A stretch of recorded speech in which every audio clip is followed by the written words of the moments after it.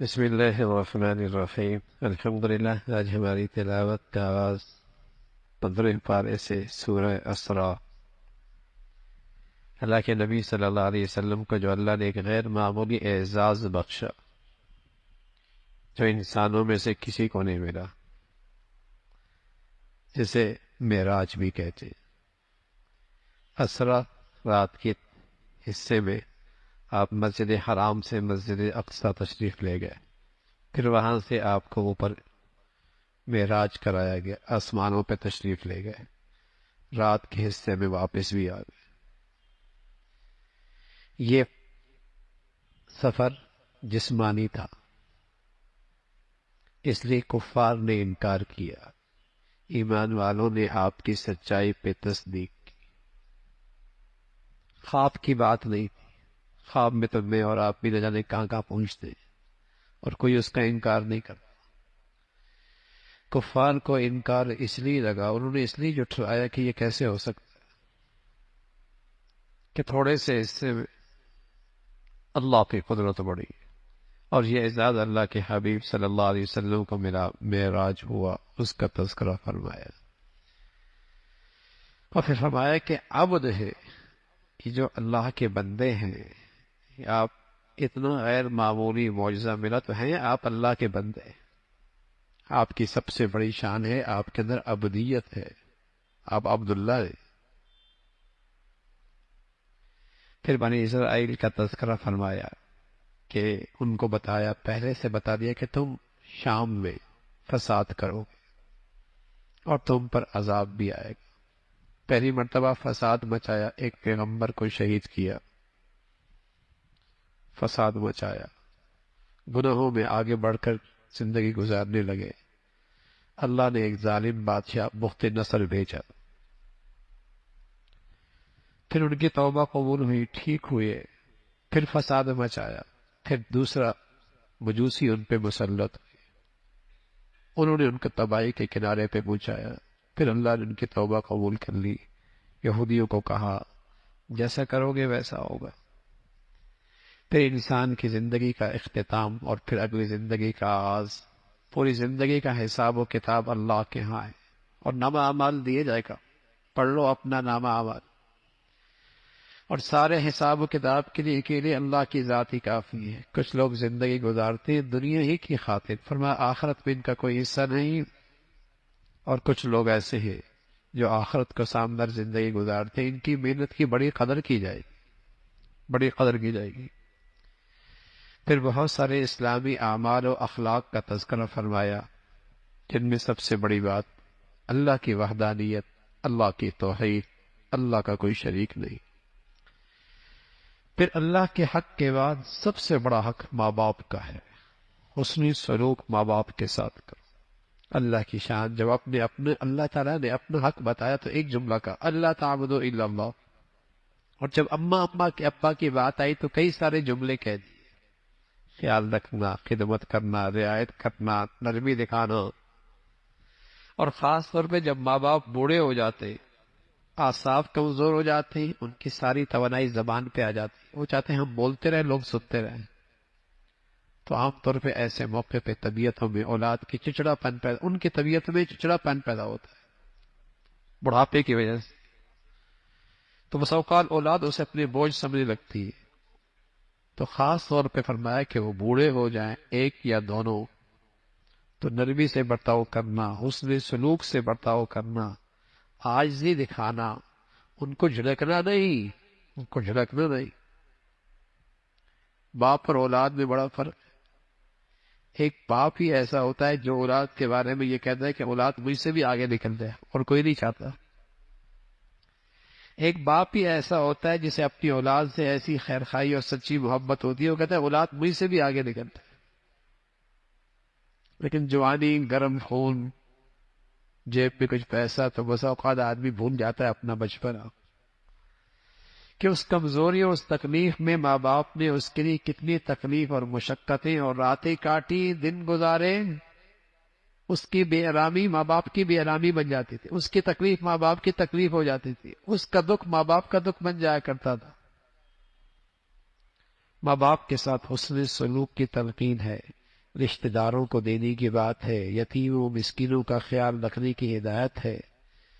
بخل نہ کر، لیکن اسراف بھی نہ کر، بخل بھی نہ کرنا، اسراف بھی نہ کرنا، درمیانی چال چل، ایسا خرچ بھی نہیں کہ خود محتاج بن جاؤ، اور ایسا خرچ بھی بہت برا جس میں گناہ، تمہارے دولت سے، تمہارے پیسوں سے گناہوں کو طاقت ملے اور اس کو فروغ ملے۔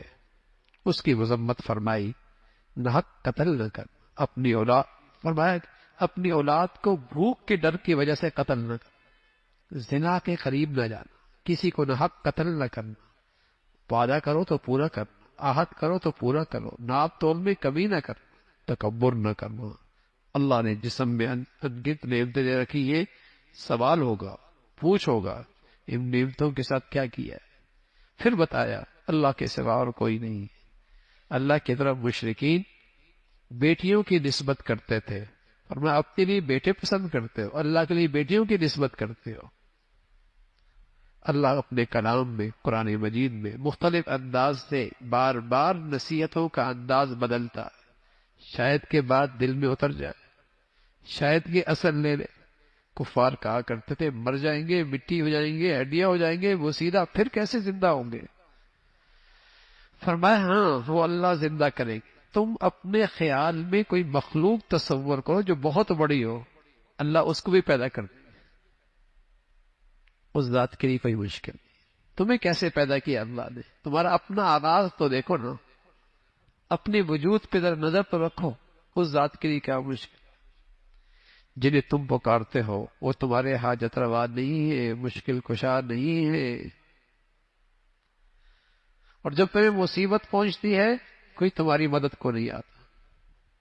کیوں اللہ کی پکڑ سے امن میں آ گئے، بے خوف ہو گئے؟ اس کی پکڑ صبح آ سکتی، شام آ سکتی۔ اللہ تعالیٰ نے انسان کو عزت بخشی ہے، احترام بخشا ہے، مقام بخشا ہے۔ پھر اللہ کے نبی صلی اللہ علیہ وسلم کی طرف خاص طور پہ جو آپ کو اللہ نے تہجد کی تلقین فرمائی، قرآن کا تذکرہ فرمایا، اس کی تلاوت کی تلقین فرمائی، اس کا تذکرہ ہے۔ پھر روح اللہ ہی کا حکم ہے، نکل جائے تو یہ جسم کسی کام کا نہیں، اللہ ہی کا حکم ہے، اور نکل جاتا ہے اللہ کے حکم سے نکلتا ہے، آیا بھی اللہ کے حکم سے ہے، یہ اللہ کا حکم ہے۔ کفار آپ علیہ الصلوۃ والسلام سے بے جا مطالبات کیا کرتے تھے۔ آپ کی نبوت پہ ایمان تب لائیں گے جب آپ کوئی نہریں جاری کرتے ہیں، کوئی باغات آپ کے پاس ہونی چاہیے، کوئی فرشتے آپ کے ساتھ ہونے چاہیے،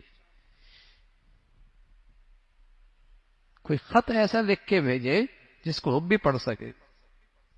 اس قسم کے بے جا مطالبات، اس کا تذکرہ، پھر ان کی مذمت، پھر حضرت موسیٰ علیہ السلام اور فرعون کی نامرادی اور ہلاکت، اس کا تذکرہ فرمایا۔ پھر اللہ نے اس قرآن کو جو اللہ کے حبیب صلی اللہ علیہ وسلم پہ نازل ہوا اس کا تذکرہ فرمایا، اور پھر افراد دعا آہستہ بھی نہ ہو، زیادہ تیز بھی نہ ہو، جب آپ اکیلے ہو درمیانی بات انداز سے اللہ کو یاد کرے، اللہ کی تصویر اور بڑائی کرے، اس کا تذکرہ فرمایا۔ پھر سورہ کہف ہے، آپ علیہ الصلوۃ والسلام نے اس سورت کی فضیلت بتائی ہے۔ مسلمان ہر جمعے میں اس کا اہتمام کرے، ایک جمعے سے دوسرے جمعے تک اللہ کا ایک نور ہوتا ہے جو اس کی حفاظت کرتا ہے۔ فتنہ دجالیت سے حفاظت ہوگی اگر اس کی تلاوت کریں گے۔ اس کی ابتدا میں اللہ کے کلام کی عظمت کا تذکرہ ہے، اور پھر اصحاب کہف کا تذکرہ ہے۔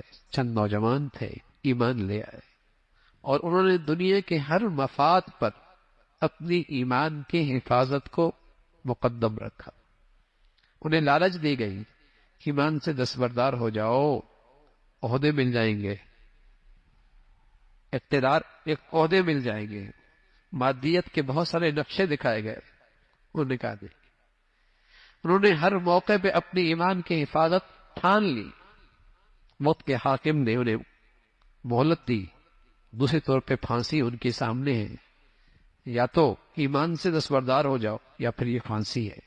ان کے اپنے بھی قریب آئے، بڑے خیرخائی میں کہنے لگے کیوں اپنے پاؤں پہ کلہاڑی مارتے ہو، اپنی معاش کی فکر کرو، اپنے معاش کی فکر کرو۔ ایمان اللہ ہمیں بھی ایسا نصیب فرما دے۔ کہنے لگے جو ذات ہے ربنا رب السماوات والارض، جو زمین و آسمان کی مخلوق کو کھلاتا اور پلاتا ہے وہ مجھے بھی پال لے۔ سب سے بڑا آج دنیا میں معاش مسئلہ ہے، اور ہر فتنہ معاش کی معیشت کی سواری پہ سوار ہو کے آ رہا ہے۔ اس نے مسلمانوں کی بیٹیوں کی حیا لے لی، نوجوانوں کا شباب لے لیا، عزت لے لی، آبرو لے لی، ایمان لے لیا۔ کیوں؟ معاش، معیشت۔ اگر یہ مسلمان کا یقین ہو جائے پالنے والا تو اللہ ہے، کیا اس نے ماں کے پیٹ میں نہیں پالا؟ تو زمین و آسمان کے پیٹ میں پالنا اس کے لیے کیا مشکل ہے؟ تم نے کون سی صلاحیتوں کا مظاہرہ کیا جس ذات نے تمہیں اندر زندگی دی اور زندگی کے اندر غذا بھی دی اور تمہیں توانائی بھی دی؟ تم دنیا میں آئے تو ہر طرف تمہاری محبت دلوں میں پیدا کر دی۔ ماں بعد میں کھاتی ہے، تمہیں پہلے کھلاتی ہے، اور بعد میں آرام کرتی ہے، تمہیں پہلے آرام دیتی ہے۔ یہ کس نے انتظام کیا ہے؟ ربنا رب السماوات والارض۔ ان نوجوانوں نے کہا ہمارا رب ہے جو زمین و آسمان کو کھلاتا ہے، ہمیں بھی کھلائے گا۔ معاش، معیشت بڑا مسئلہ ہے۔ آج مسلمانوں کی پاؤں کی زنجیریں یہی تو معیشت بنی ہے، اس لیے تو کہ غلامیت کی دلدل میں ڈال دیا ہے۔ اگر ان کو اللہ کی ذات پہ اعتماد اور یقین ہوتا اور اس کی مان کے چلتے تو آج ذلت اور پستی نہ ہوتی۔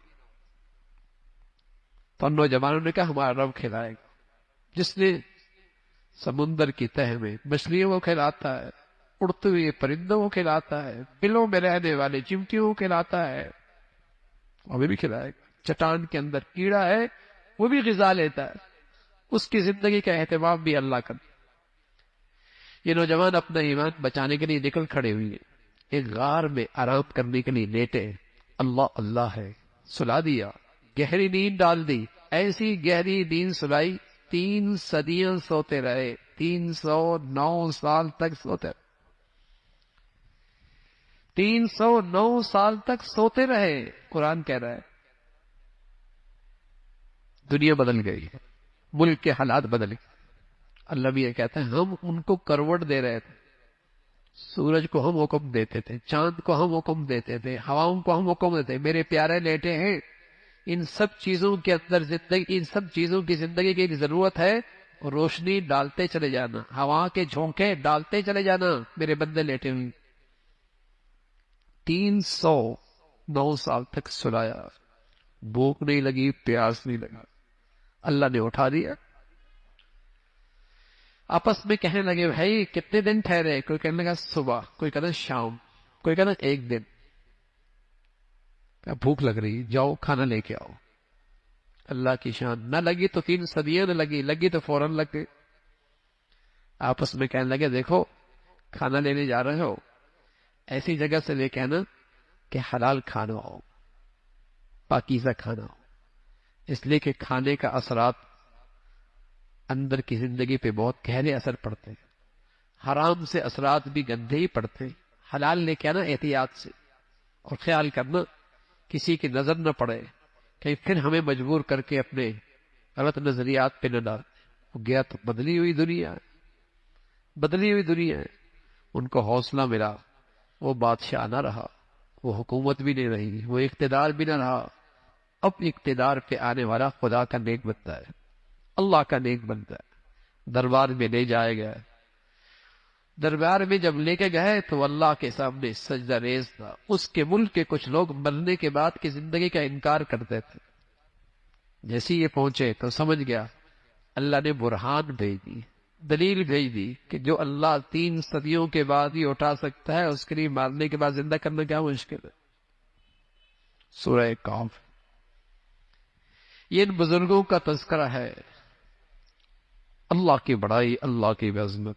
جب بھی کوئی کام کرنا ہو تو یوں کہا کرو اللہ چاہے گا تو ہوگا، انشاءاللہ، انشاءاللہ۔ یہ مسلمان کی شان، یہ جو مسلمان کہتا ہے نا ماشاءاللہ انشاءاللہ، یہ اس کے اندر کے عقیدے کا اظہار ہے کہ تدبیر میں نے کر لی، اسباب اختیار کر لیے، وسائل اکٹھے کر لیے، لیکن ہوگا وہ جو اللہ چاہے گا۔ یہ مسلمان کے عقیدے کا اظہار ہے کہ جو ہوا میرا کمال نہیں، بس ماشاءاللہ جو اللہ نے چاہا۔ تدبیر ہو گئی، انتظامات ہو گئے، ساری منصوبہ بندی مکمل ہے، لیکن انشاءاللہ اللہ چاہے گا تو ہوگا۔ یہ مسلمان پہلے تو ڈاکٹر بھی ایسے کرتے تھے، بیماری تشخیص ہو گئی، دوائی تجویز ہو گئی، لیکن وہ لکھتا تھا اوپر وہ شافی، شفا تو اللہ دے گا، شفا تو اللہ دے گا۔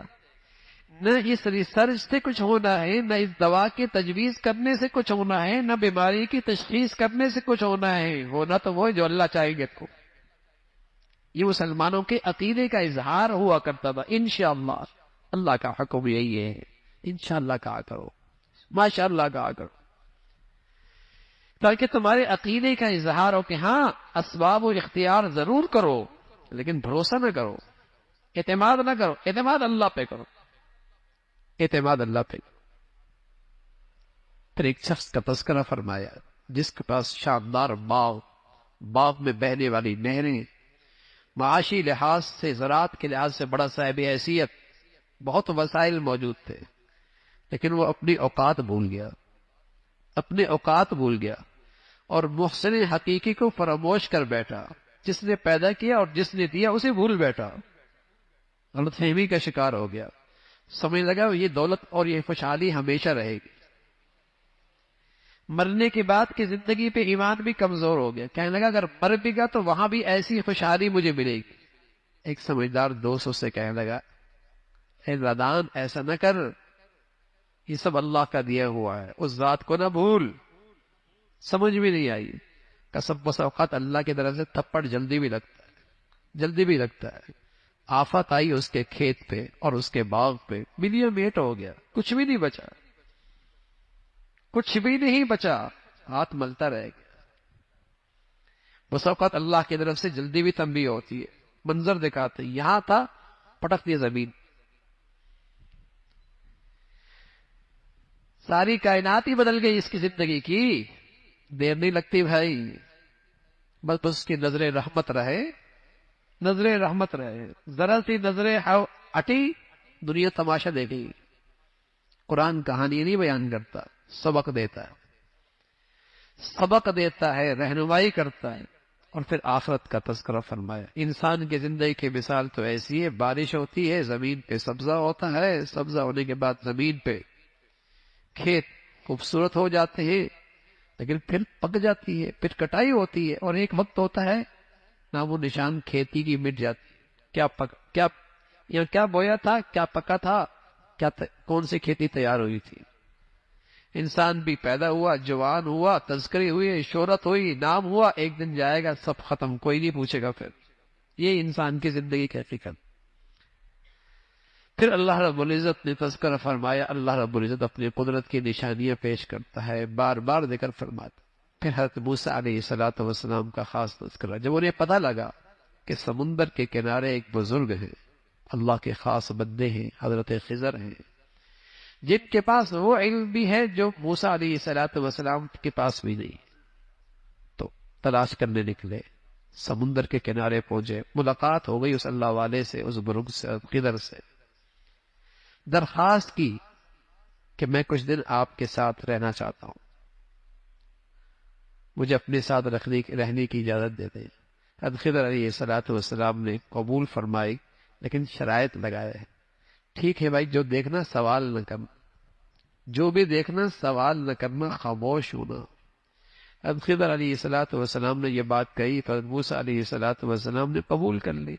وہ جانتے تھے اللہ کا نیک بندہ کوئی غلط تو کرے گا نہیں،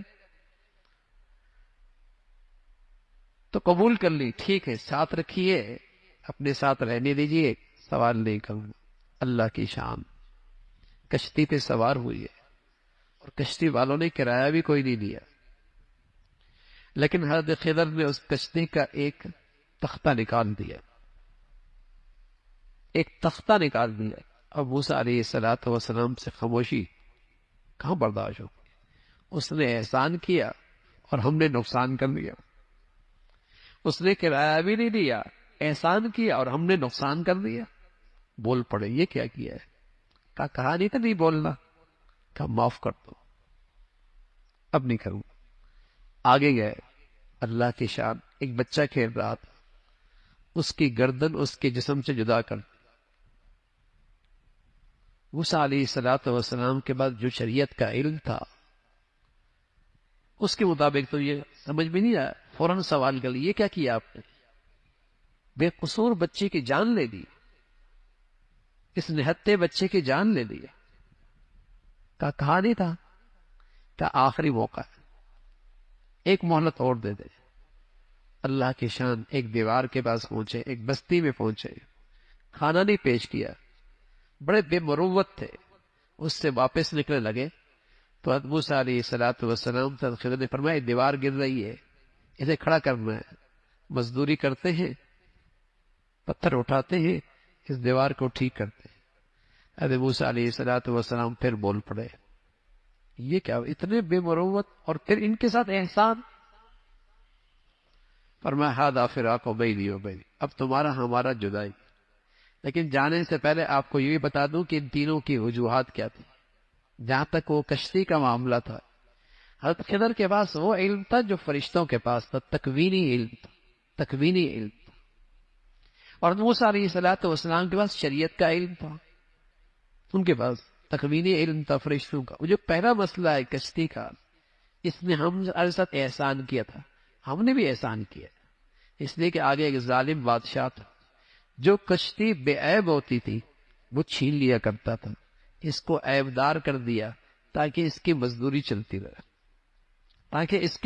چلتی رہے، وہ بچہ وہ ماں باپ کے لیے فتنہ بننے والا تھا اور ان کے ایمان کے لیے خطرہ بننے والا تھا۔ اللہ کی چاہت ہوئی، اللہ اس ماں باپ کو نیک اور صالح اولاد اس کے بدلے میں دیتے، اس لیے اللہ نے یہ فیصلہ کروایا۔ جہاں تک تیسری بات ہے دیوار کھڑی کر دی، اس دیوار کے نیچے یتیم بچوں کا خزانہ تھا، گر جاتی لوگ مال لوٹ لیتے، جوان ہو گئے اپنے مال کی حفاظت کر لیں گے، اللہ کی طرف سے حکم آیا ان کی حفاظت کر لو۔ ان بچوں کے کیا خوبی ہے؟ یتیم تو دنیا میں اور بھی بہت تھے، جواب دیا کان ابوہما صالحا، ان کے ماں باپ بڑے نیک تھے، ان کے ماں باپ نیک تھے۔ تو یہ واقعہ، یہ 3 واقعے ہیں، لیکن بہت کچھ آپ کو سمجھ میں سبق ملا ہم سب کے لیے کہ بس اوقات ظاہر کچھ اور ہوتا ہے لیکن اس کے پیچھے اللہ کی حکمت مصلحتیں کچھ اور ہوتی۔ ظاہر ہم کچھ اور دیکھتے ہیں لیکن اس کے پیچھے جو اللہ کا نظام چل رہا ہوتا ہے اس میں بڑی حکمتیں اور مصلحتیں ہوتی ہیں۔ اور ساتھ یہ بھی بتا دیا کہ اگر ماں باپ نیک ہو تو اللہ ان کی اولاد کے رزق کا انتظام ماں باپ کی نیکی کی برکت سے ان کے مرنے کے بعد بھی اس کا انتظام کر لیتے ہیں۔ ماں باپ کی نیکی کا اثر اولاد تک جاتا ہے۔ نیک تھے نا، اللہ نے نبیوں کے ذریعے ان بچوں کی خدمت کروائی، اس کے اثرات اللہ ان کے رزق کا انتظام فرماتے ہیں۔ اللہ رب العزت عمل کی توفیق نصیب فرمائے۔